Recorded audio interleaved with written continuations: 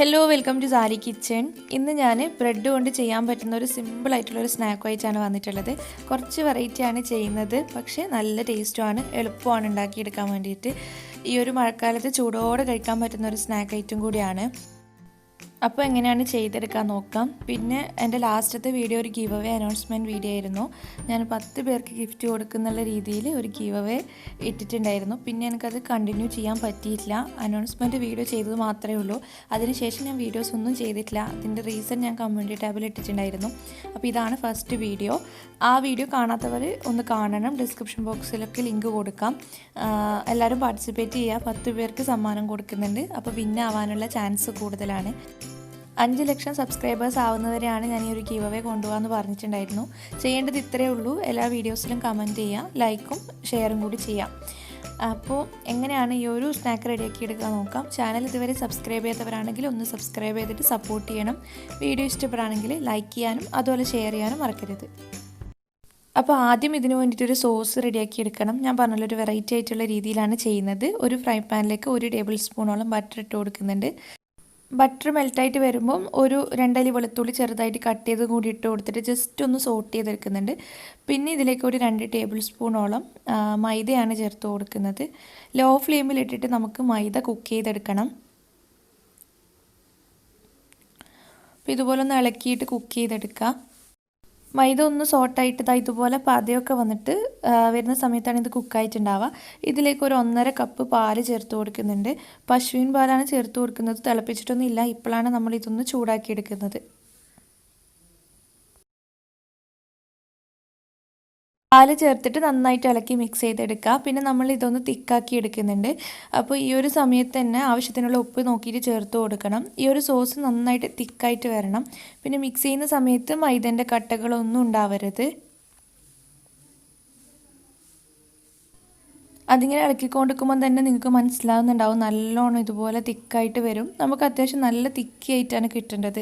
അപ്പോൾ ഇതുപോലെ റെഡി ആയി കഴിഞ്ഞ് കഴിഞ്ഞാൽ ഇതൊരു ഭാഗത്തേക്ക് മാറ്റി വെക്കാം. പിന്നെ ഞാൻ ഒരു തവ ചൂടാക്കാൻ വെച്ചിട്ടുണ്ട്. ഇതിലൊരു ടേബിൾ സ്പൂണോളം സാധാരണ സൺഫ്ലവർ ഓയിൽ ഒഴിച്ചിട്ട് ഒന്ന് ചൂടാക്കി എടുത്തിട്ടുണ്ട്. ഇതിലേക്ക് ഒരു മുട്ട പൊട്ടിച്ച് ചേർക്കാം. ഈ ഒരു മുട്ട നമ്മളൊന്ന് സ്ക്രാമ്പിൾ ചെയ്തെടുക്കുന്നുണ്ട്. അപ്പോൾ ജസ്റ്റ് ഒന്ന് കുക്കായതിന് ശേഷം ഇതുപോലെ ഒന്ന് ഇളക്കിയിട്ട് പൊടിയായിട്ട് എടുക്കാം. അത്ര പൊടി വെച്ചെടുക്കേണ്ട, കുറച്ചൊരു വലിയ പീസായാലും കുഴപ്പമില്ല. പിന്നെ ഒരു സവാള കട്ട് ചെയ്തതും 2 പച്ചമുളകും കുറച്ച് മല്ലിയിലയും ചേർത്ത് കൊടുക്കുന്നുണ്ട്. ആവശ്യത്തിനുള്ള ഉപ്പൊന്ന് സ്പ്രിങ്കിൾ ചെയ്ത് കൊടുത്താൽ മാത്രം മതി.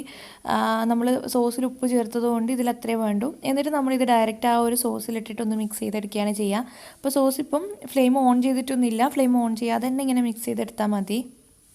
വേണമെങ്കിൽ ഈ സമയത്ത് നിങ്ങൾക്ക് ചില്ലി ഫ്ലേക്സോ കുരുമുളക് പൊടിയോ ചേർക്കാം. പച്ചമുളക് ചേർത്തുകൊണ്ട് പിന്നെ ഞാൻ ചേർക്കാതിരുന്നത്. അപ്പോൾ ഇതങ്ങ് മാറ്റി വെക്കുക. പിന്നെ ബ്രെഡ് വേണം. അപ്പോൾ എത്രത്തോളം സ്നാക്ക് ഉണ്ടാക്കിയെടുക്കുന്നതെന്ന് വെച്ചാൽ അതിനനുസരിച്ചൊരു ബ്രെഡ് എടുക്കുക. ഞാനൊരു ബ്രെഡിൻ്റെ മുകളിൽ കുറച്ച് നമ്മുടെ ഫില്ലിങ് വെച്ച് കൊടുക്കുന്നുണ്ട്. അത്യാവശ്യം നന്നായിട്ട് ഇതുപോലെ സ്പ്രെഡാക്കി കൊടുക്കണം. എന്നിട്ട് മറ്റേ ബ്രെഡ് വെച്ചിട്ടൊന്ന് കവർ ചെയ്യുക.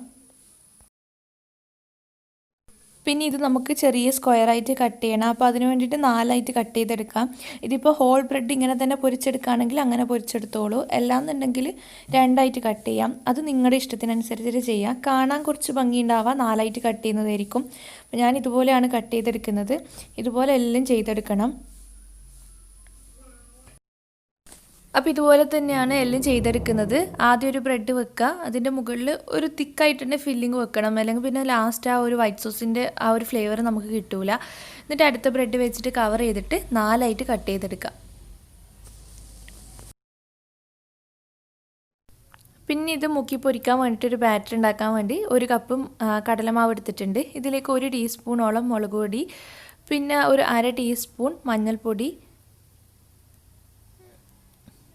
പിന്നെ ഞാൻ കുറച്ച് കുരുമുളക് പൊടിയാണ് ഇട്ട് കൊടുക്കുന്നുണ്ട്. അതുപോലെ തന്നെ 1/2 ടീസ്പൂണോളം ചിക്കൻ മസാല ചേർത്ത് കൊടുക്കുന്നുണ്ട്. അല്ലെങ്കിൽ ഗരം മസാല ചേർക്കാം. ആവശ്യത്തിന് ഉപ്പും കുറച്ച് വെള്ളവും ചേർത്തിട്ട് നല്ല കട്ടിയിൽ ഇതൊന്ന് മിക്സ് ചെയ്തെടുക്കണം. ലൂസായി പോകരുത്, കാരണം നമുക്ക് ബ്രെഡ് ഡിപ്പ് ചെയ്തെടുക്കേണ്ടതാണ്. അത്യാവശ്യം നന്നായിട്ട് തന്നെ മിക്സ് ചെയ്തെടുക്കുക, ആ ഒരു കട്ടകളൊന്നും ഇല്ലാതെ.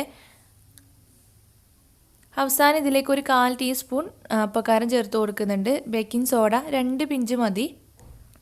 എന്നിട്ട് മിക്സ് ചെയ്തെടുത്തതിന് ശേഷം നമുക്കിത് ഫ്രൈ ചെയ്തെടുക്കുകയേ വേണ്ടൂ. ഫ്രൈ ചെയ്തെടുക്കാൻ വേണ്ടിയിട്ട് സാധാരണ നമ്മൾ ഫ്രൈ ചെയ്തെടുക്കുന്ന പോലെ തന്നെയാണ്. ഒരു ചീനച്ചട്ടിയിൽ കുറച്ച് ഓയിലൊന്ന് ചൂടാക്കി എടുത്തിട്ടുണ്ട്.